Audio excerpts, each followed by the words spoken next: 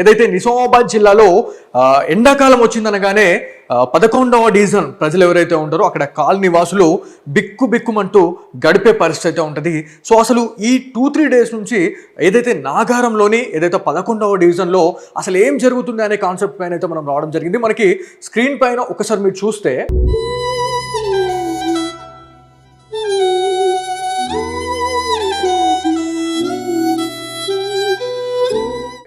పదకొండవ డివిజన్ ప్రజల బతుకులు మారేదెప్పుడు అని చెప్పేసి నేను ఒకటి రాయడం జరిగింది. అసలు ఏంది అంటే మీకు ఈ టాపిక్ విన్న తర్వాత మీకే అర్థమవుతుంది. సో ఈ డంపింగ్ యార్డ్ వల్ల ఇంకా ఎంతమంది చావాలో అనేది ఒక కంటెంట్తోనైతే నేను మీ ముందుకు రావడం జరిగింది.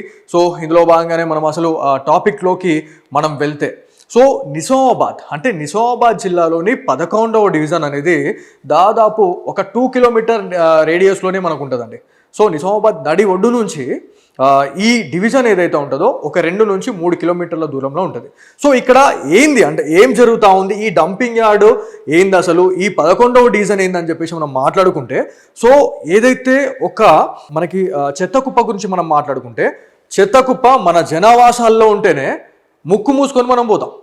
కాకపోతే ఒక డివిజన్లో నిజామాబాద్ పట్టణంలోని నలుమూలల నుంచి వస్తున్నటువంటి చెత్త పదార్థాలు కావచ్చు, ఏదైతే ఈ వేస్ట్ మిడ్ వేస్ట్, సో ప్రతిదీ అండి, జంతువుల కళేబరాల నుంచి కూడా ప్రతిదీ కూడా ఏవైతే మున్సిపల్ వెహికల్స్ ఏవైతే ఉంటాయో ఆ వెహికల్స్ నుంచి తీసుకొని వచ్చేసి ఈ డంపింగ్ యార్డ్ ఏదైతే 11వ డివిజన్కి సంబంధించినటువంటి ఏరియా అంటే దాదాపు ఒక 200 నుంచి 300 మీటర్ల డిస్టెన్స్లోనే ఈ డంపింగ్ యార్డ్ అనేది ఉంది. సో అసలు ఉండడం వల్ల ఏంది ప్రాబ్లం అని చెప్పేసి అనుకుంటుండొచ్చు. సో ఇదివరకే నేను మాట్లాడినా ఏమని అంటే మనముండే జనవాసాల్లో ఉండేటువంటి ఒక ఏదైతే మనకి మురికి కాలువ కావచ్చు, దాంతోపాటు ఒక చెత్తకు సంబంధించినటువంటి ఒక కుప్ప ఉందంటే మనం ముక్కు మూసుకొని వెళ్ళిపోతాం. కాకపోతే ఇక్కడ వీళ్ళ పరిస్థితి ఎంత దారుణంగా ఉంది అనేది మీరు ఒకసారి అర్థం చేసుకోండి. ఒక్కసారి ఇక్కడ మనం మాట్లాడుకుంటే మున్సిపల్ శాఖ, దాంతోపాటు పొల్యూషన్ కంట్రోల్ బోర్డ్, దాంతోపాటు మనకి హెల్త్ డిపార్ట్మెంట్, సో ఇవన్నీ అంటే ఈ డిపార్ట్మెంట్స్ ఏవైతే ఉన్నాయో ఈ డిపార్ట్మెంట్ వాళ్ళకి ఈ నాగారం ఏదైతే 11వ డివిజన్లో ఉన్నటువంటి ప్రజలు అసలు మనుషులు లేక కనిపిస్తున్నారా లేదా అనేది చాలా పెద్ద క్వశ్చన్ అండి. ఎందుకంటే దాదాపు 40 నుంచి 45 సంవత్సరాలుగా కూడా ఇవాళ వాళ్ళు ఇలా చచ్చిపోతూ ఉన్నారు. ఇవాళ ఈ ఎండాకాలం వచ్చిందంటే ఆ చెత్త ఏదైతే ఉంటుందో పొడి చెత్త కావచ్చు, తడి చెత్త అని మనం మాట్లాడుకుంటూ ఉంటాం. సో ఈ పొడి చెత్తను ఏం చేస్తారంటే కాలబెట్టిన తర్వాత ఆ స్మోక్ అనేది పూర్తిగా ఈ డివిజన్ ఏదైతే ఉంటుందో 11 కావచ్చు, 13 డివిజన్ ఏదైతే నాగరంలో ఉండేటువంటి స్థానిక ప్రజలు ఎవరైతే ఉంటారో అక్కడ వాళ్ళ ఇళ్లలో కూడా ఈ స్మోక్ వస్తుంది అనేది మనందరికీ తెలిసిన విషయమే.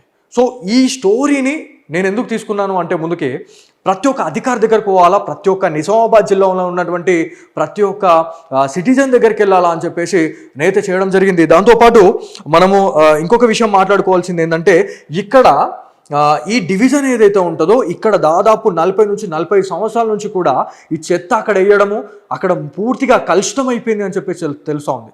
దాంతోపాటు అక్కడ ఉన్నటువంటి ఏవైతే మనకి గుట్టలు కావచ్చు, ఏదైతే మనకి అడవి ప్రాంతం లాగా ఉంటుంది, సో అది కూడా ఇవాళ కలుషితం అయిపోయిందని చెప్పేసి మనందరికి తెలిసిన విషయమే. మళ్ళీ దాంతోపాటు అక్కడ ఎంత దారుణ పరిస్థితి ఉన్నదంటే, ఇక్కడ ఈ నాగరంలోని ఏదైతే ఈ డివిజన్ ఏదైతే ఉందో ఈ డివిజన్లో ఈ 11వ డివిజన్లో నేను చూపిస్తాను మీకు విజువల్స్లో. ఇది చూడండి, ఇది మొత్తం కూడా 11th డివిజన్, దాంతోపాటు 13th డివిజన్ ఏదైతే మనకి నిజామాబాద్ నాగరం అని చెప్పుకుంటా ఉన్నాం. ఇదంతా కూడా అండి మీరు చూడొచ్చు, చూసిరా, ఇదంతా కూడా జనావాసాలు ఉండే ప్లేస్లో ఇగో ఇక్కడ నుంచి స్టార్ట్ అయింది పొగ. ఇక్కడ నుంచి స్టార్ట్ అయిన పొగ అంతా కూడా ఇది గాలి ఎటు వీస్తే అది అటు పోతుందండి. సో ఈ ఏదైతే ఈ విష వాయువు వల్ల చాలా వరకు కూడా ఇప్పటి వరకు దాదాపు ఒక 30 నుంచి 40 సంవత్సరాలలో ఎంతమంది చచ్చిపోయారు అనేది కూడా అసలు లెక్కలేదండి. దాదాపు మనకున్న లెక్క వచ్చేసి మనకి పోస్ట్ మార్టం నివేదిక ఆధారంగా అసలు ఏం జరిగింది, అసలు ఎంతమంది చనిపోయారు అని చెప్పేసి మనం ఒక రిపోర్ట్ తీస్తే 30 నుంచి 40 మంది ఈ కలుషితం వల్లే చనిపోయారు అని చెప్పేసి మనకు తెలిసింది. దాంతోపాటు ఇక్కడ ఏదైతే మనకి ఈ ఎండాకాలంలో మనం ఆల్రెడీ మాట్లాడుకుంటున్నాం, ఎండాకాలంలో స్పెసిఫిక్గా అక్కడ ఏదైనా చిన్న అగ్గిమంట పెట్టినా కూడా పూర్తిగా చిలికి గాలివాన అవుతుందని చెప్పేసి మనం అనుకుంటాం. ఎగ్జాక్ట్లీ నిన్న అంతే జరిగింది. సో ఈ వీడియో చూస్తే మీకు అర్థమవుతుంది ఎంత ఘోరం అండి. ఈ స్మోకు మనం నార్మల్గా గడ్డి కాలబెడతారు. ఇప్పుడు మనకి పంట చేనులలో వరి కోత అయిపోయిన తర్వాత మనము గడ్డి కాలబెడతాం. ఆ కాలిపోయే టైంలో రోడ్ల మీదకి మనం పోతేనే మనకి దిమాగ్ పనిచేయదు. కాకపోతే ఇక్కడ సిచ్యువేషన్ చూడుర్రి, ఇదంతా కూడా డ్రోన్ విజువల్ అండి. అక్కడ నాగారం ప్రజలు వాళ్ళ బాధని బయటకు చూపించడానికైతే ఈ డ్రోన్ విజువల్ని తీయించడం జరిగింది. దాదాపు 200 మీటర్లు అండి, 200 మీటర్లో ఈ డంపింగ్ యార్డ్ అనేది ఉండడం జరిగింది. ఎంత బాధాకరం చెప్పండి. ఈ విజువల్ చూస్తే మీకు అర్థమవుతుంది ఎంత దారుణ పరిస్థితిలో ఉన్నారు. అంటే 40 నుంచి 45 సంవత్సరాలుగా వాళ్ళు ఇక్కడ ఎన్ని పడరాని పాటలు పాడుతున్నారు అనేది కూడా ఆ దేవుడికే తెలుసు, ఇక వాళ్ళకే తెలుసు. ఇంకొక విషయం ఏంటంటే ఇక్కడ మాజీ మేయర్ అయినటువంటి దండు నీతి కిరణ్ గారు వీళ్ళకు ఒక హామీ ఇవ్వడం జరిగింది. ఈ డంపింగ్ యార్డ్ని ఒక దగ్గర ఈ ప్లేస్ నుంచి ఇంకొక ప్లేస్కి నేను అంటే ఎక్స్టెండ్ అంటే మనకి కొంచెం దూరంలో వెళ్ళేలాగా చేస్తా అని చెప్పేసి కూడా వాళ్ళు మాట ఇచ్చిన తర్వాత అసలు ఏం కూడా కాలేదు. చూడండి, ఇండ్లు ఈడున్నాయి. ఈ నుంచి దాదాపు ఈ డంపింగ్ యార్డ్ అనేది మనకి 200 మీటరే అండి. 200 మీటర్ అని కూడా చెప్పాల్సిన అవసరం లేదు, ఎందుకంటే మీకు క్లియర్గా అర్థమై ఉండొచ్చు. బ్రదర్ మీరు చూడండి ఒకసారి ఎంత దారుణంగా ఉంది. ఈ సిచ్యువేషన్లో మనం ఉంటే హెల్దీగా ఉన్న క్యాండిడేట్ కూడా ఏదో ఒక రోగంతో చచ్చిపోవాల్సిందే. ఇది సిచ్యువేషన్. ఇది చూడండి ఎంత దారుణం ఇది. ఇండ్లు ఏడున్నాయి, అసలు ఈ పొగ ఏడున్నది, ఈ పొగతో మొత్తం కమ్ముకోపోయింది. ఇండ్లు కూడా కనబడతలేవు సరిగ్గా, ఇండ్లు కూడా కనబడతలేవు. మీకు ఈ విజువల్స్ నేను ఎందుకు చూపిస్తున్నానంటే ప్రతి ఒక్కరు కూడా చూడాల్సిన విషయం అండి. నిన్న ఎవరైతే ఇదంతా ఈ బాధ పడుతున్న తర్వాత ఆ నాగరంలోని ప్రజలు ఎవరైతే ఉన్నారో వాళ్ళంతా కూడా పూర్తిగా ఆ వెహికల్స్ ఏవైతే వస్తాయో, మున్సిపల్ వెహికల్స్ ఏవైతే వస్తాయో అవన్నీ కూడా ఆపేసేందుకైతే ఇదంతా కూడా చేయడం జరిగింది. సో అధికారులు కూడా కదిలి వచ్చారు, కానీ ఏం ఫాయిదా లేకుండా పోయిందని చెప్పుకోవాలా. ఇదంతా కూడా సర్వసాధారణం. ఇది ప్రతి ఇయర్ కూడా ఇది ఒక తతంగం అండి. ఏ ప్రజాప్రతినిధి వచ్చినా కూడా ఫైనల్గా ఇంతే ఉంటుంది, లాస్ట్కి రావాలా, ఏదో ఒకటి హామీ ఇవ్వాలా, పోవాలా. సో ఇది మొత్తానికి సిచ్యువేషన్. మీరు చూడండి ఎంత దారుణం ఇది. నాగారంలోని డంపింగ్ యార్డ్ విషయం ఇది. ఇదంతా కూడా కాలి బూడిద అవుతుందని మనం అనుకుంటున్నాం, కానీ కాలి బూడిద కాదండి. ఇది అంతే ఉంటుంది. మనం ఎంత అగ్గిపెట్టినా కూడా అది అంతే ఉంటుంది. దాంతోపాటు ఇక్కడ బోర్లు అంటే ఇప్పుడు వాటర్ కోసం కూడా పడరాని పాటలు పాడుతున్నారు నాగరం ప్రజలు అని చెప్పేసి కూడా మనకి ప్రతి ఏటా కూడా తెలిసిందే. ఇంకోటి ఏంటంటే మరి నీళ్ళ కోసం ఇంత ఇబ్బంది ఎందుకు పడుతున్నారు అన్న, మరి బోర్లు వేసుకుంటే కాదా అని చెప్పేసి మీరు అనుకుంటుండొచ్చు. ఇక్కడ మెయిన్ పాయింట్కి వస్తే బోర్లు గుద్దినా కూడా అక్కడ వాటర్ ఎట్లా వస్తాయంటే ఎర్రగా వస్తాయి. ఆ వాటర్ ఎర్రగా వస్తున్నాయంటే ఒకసారి ఆలోచించండి, భూగర్భ జలాలు ఎంత విషమయమైపోయినాయి, ఎంత కలుషితమైపోయినాయి అని చెప్పుకోవాలా. అక్కడ ఏదైతే మనకి ఇరిగేషన్ డిపార్ట్మెంట్ వాళ్ళు కూడా కొన్ని నివేదికలు ఇవ్వడం జరిగింది. ఇక్కడ బోర్లు వేస్తే ఒకవేళ వాటర్ కానీ ఎరుపు రంగులో కానీ లేకపోతే కలర్ చేంజ్ ఏమైనా వస్తే ఖచ్చితంగా ఆ వాటర్ని మీరు తాగకండి, తాగితే మాత్రం ఖచ్చితంగా చచ్చిపోతారు అని చెప్పేసి పూర్తిగా మనకి అధికారులే ఒక నివేదిక అయితే ఇవ్వడం జరిగింది. దాంతోపాటు దీంట్లో ఇంకొక విషయం ఏంటంటే నిజామాబాద్ నలుమూలల నుంచి కూడా చెత్త చెదరం అనేది తీసుకొని వస్తారు. కాకపోతే ఇక్కడ మున్సిపల్ శాఖ కావచ్చు, దాంతోపాటు ఇక్కడ ఏదైతే pollution control board, health department, మరి ఇంతగానం జనవాసంలో ఉండే ఈ ప్లేస్ని డంపింగ్ యార్డ్ ఇంత దగ్గరలో ఎందుకు ఇవ్వాల్సి వచ్చింది అనేది చాలా పెద్ద క్వశ్చన్. దాదాపు నేను ఎంక్వైరీ చేయడం జరిగింది, అధికారులతో కూడా మాట్లాడితే వాళ్ళు ఏమన్నారంటే జనవాసాల నుంచి డంపింగ్ యార్డ్ అనేది దాదాపు అక్షరాల 5 కిలోమీటర్ల దూరంలో ఉండాలి. ఇక్కడ 200 మీటర్లు అండి. 200 మీటర్లలో ఇట్లుంటే చచ్చిపోక ఇంకేమైతే చెప్పండి. ప్రజాప్రతినిధులు కానీ లేకపోతే అధికారులు కానీ ఎవ్వరు రారు. వస్తే మళ్ళా ఇక్కడ సిచ్యువేషన్ ఇంకా వేరేలా ఉంటుంది కదా. సో ఇది మొత్తానికి ఈ విజువల్స్ నేను చూపించడానికి మెయిన్ కారణం ఇదే. అంటే సిచ్యువేషన్ ఎంత దారుణంగా ఉంది. ఇది ఏప్రిల్ మనం దాదాపు స్టార్టింగ్లోనే ఉన్నాం. ఇప్పుడు ఎండింగ్ కావచ్చు, మేలో అయితే అసలు అధ్వానంగా ఉంటుంది. దాంతోపాటు తడి చెత్త పొడి చెత్త గురించి మాట్లాడుకుంటే ఈ రీసైకిల్ అనేది ఉంటుంది. దీని గురించి మాట్లాడుకుంటే ఇదంతా కూడా ఒక పెద్ద స్కామ్ అని చెప్పుకోవాలి. ఎవరైతే కొన్ని కోట్లు వెచ్చించి అక్కడ ఈ ప్రాజెక్ట్ని తీసుకొని వచ్చిన తర్వాత ఈ తడి చెత్తని పొడి చెత్తని వేరు చేసే టైమింగ్ గురించి మనం మాట్లాడుకుంటే అదంతా కూడా నామమాత్రంగానే మిగిలిపోయిందని చెప్పుకోవాలి. దాంతోపాటు ఇక్కడ ఎక్స్ మేయర్ అయినటువంటి దండు నీతి కిరణ్ గారు మరి దీనిపైన గతంలో కూడా వాళ్ళు దాదాపు 10 సంవత్సరాలు అధికారంలో ఉండేయండి. ఒక్క రోజన్నా మరి ఇలా బతుకులు ఏం చేద్దాం, ఇలా బతుకులు మారుద్దాం అని చెప్పేసి ఒక్క ప్రజాప్రతినిధి, ఎంతమంది ఎమ్మెల్యేలు ఉన్నా ఒక మేయర్గా, ఇప్పుడు దాదాపు అదే డివిజన్ నుంచి మేయర్ గారు గెలిచారండి.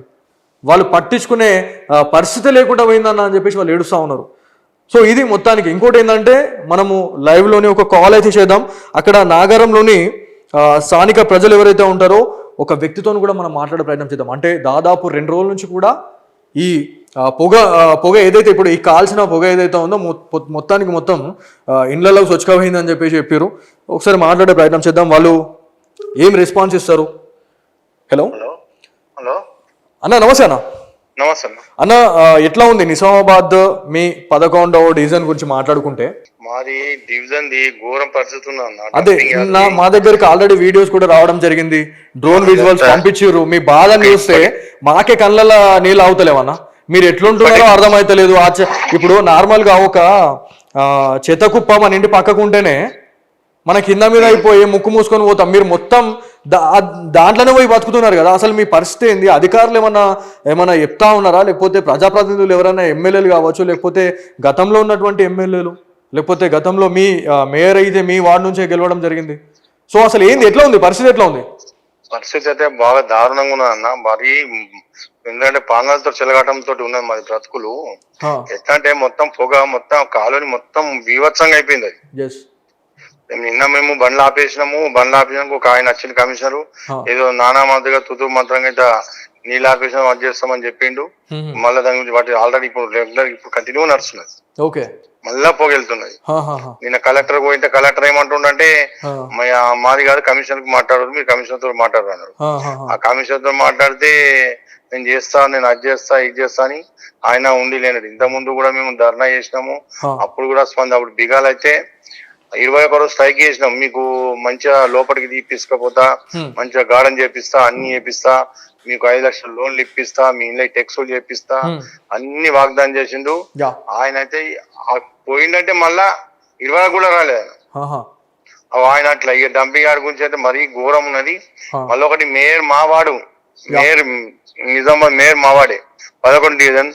ఆమె కూడా మంచిగా చేస్తా అని చెప్పి మాకు కూడా వాగ్దానం ఇచ్చింది. ఆమె మేము సుందరం చేస్తాం, అది చేస్తామని చెప్పింది.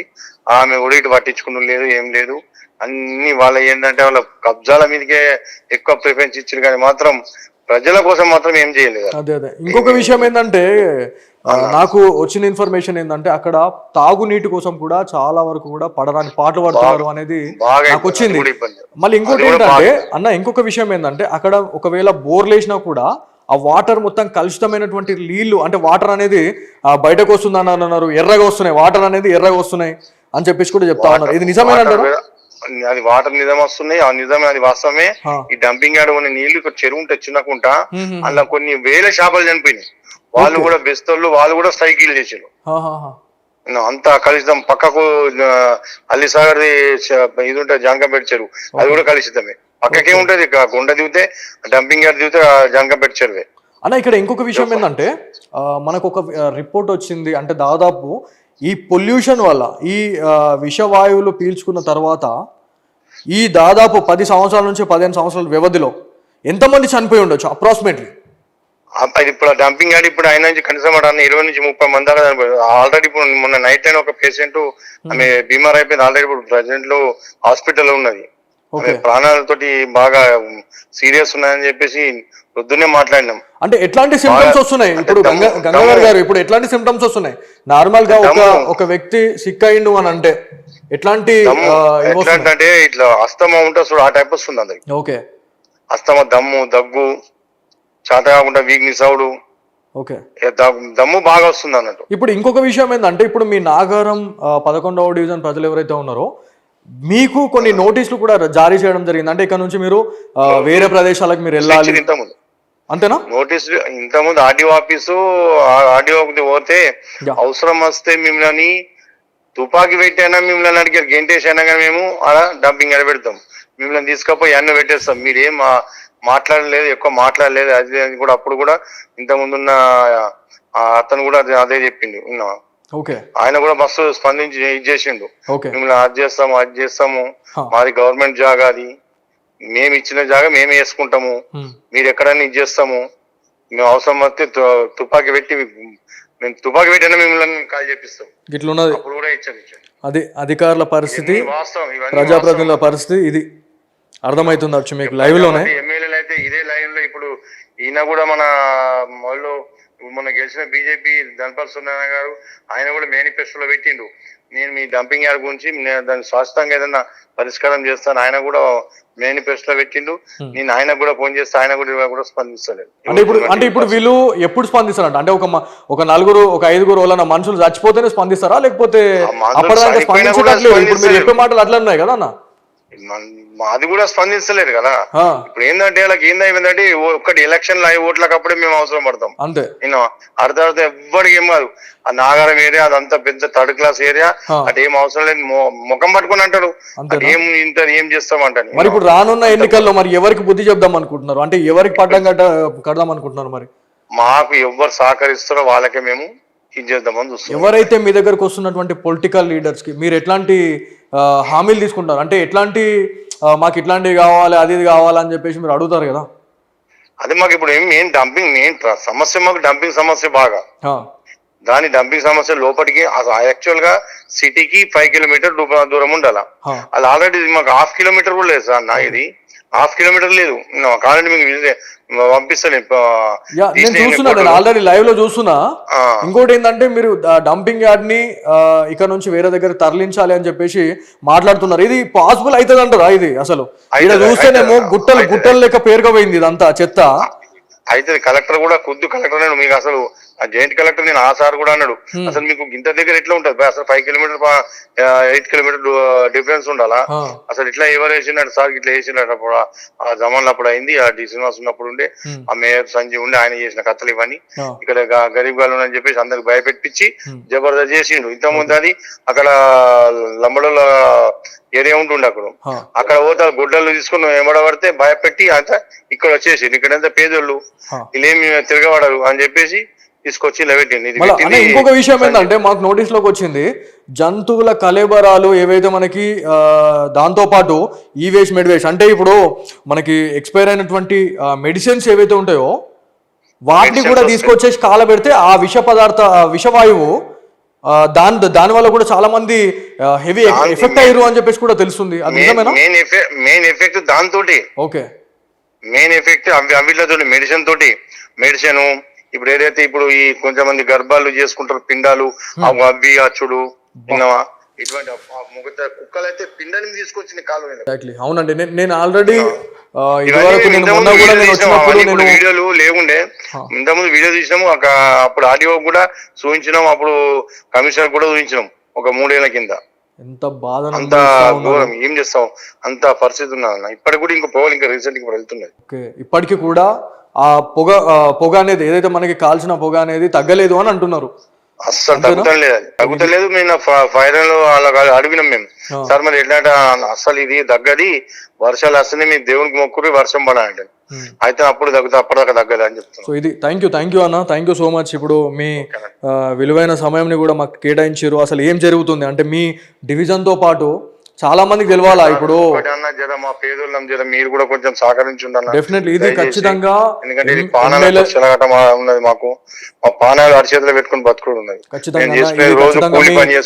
అర్బన్ ఎమ్మెల్యే అయినటువంటి ధనపాల్ సూర్యనారాయణ గారికి వాళ్ళ దృష్టికి తీసుకెళ్తాం. దాంతో పాటు ఎవరైతే ఉన్నతాధికారులు ఎవరైతే ఉన్నారో అందరి దగ్గర కూడా ఈ వీడియో అయితే షేర్ చేస్తాం. థ్యాంక్ యూ అన్న, thank you so much. So ఇదండి, ఎంత దారుణం అండి. ఒక్కసారి ఆలోచించండి, వాళ్ళు ఇలా బతుకుండి చచ్చిపోయిన వాళ్ళ లెక్క మాట్లాడుతూ ఉన్నారు. ఎంత బాధ అంటే దాదాపు 40 నుంచి 45 సంవత్సరాలుగా ఇవాళ వాళ్ళు బాధపడతా ఉన్నారు. దాదాపు ఎన్నో ప్రభుత్వాలు వచ్చిపోయినాయి. వాళ్ళు అంటే వీళ్ళు మీ కళ్ళకు కనబడతలేరు. ఎప్పుడు వస్తారు అని అంటే ఆయన చెప్తా ఉన్నాడు, ఎన్నికలకు మాత్రమే, ఓట్లు అడగడానికి మాత్రమే అడుక్కోనికి వస్తారు, తర్వాత మా ముఖం కూడా చూడరు అని చెప్పేసి ఆయన బాధపడతా ఉన్నాడు. ఆయన బాధపడడం కాదు, దాదాపు కొన్ని వేల మంది అక్కడ 11వ డివిజన్ కావచ్చు, 13వ డివిజన్, అక్కడ చుట్టుపక్కల ఉన్నటువంటి డివిజన్స్ ఎన్ని ఉన్నాయో అంతమంది పరిస్థితి కూడా ఇదే అండి. ఇవాళ ఎంతోమంది విషవాయువులు ఏవైతే ఉన్నాయో వాటి వల్ల ఎఫెక్ట్ అయి చనిపోయారు. దాంతోపాటు నేను గతంలో కూడా అక్కడికి వెళ్ళడం జరిగింది, మొన్న కూడా రీసెంట్లీ వెళ్ళడం జరిగింది. అక్కడికి లోపలికి వెళ్తే మనం వితౌట్ మాస్క్ వెళ్ళినామంటే మనం ఎంత హెల్తీగా ఉన్నా కూడా ఖచ్చితంగా ఏదో ఒక రోగంని మనం పట్టుకొని రావాల్సిందే. దాంతోపాటు ఈ వేస్ట్ అండ్ మెడి వేస్ట్.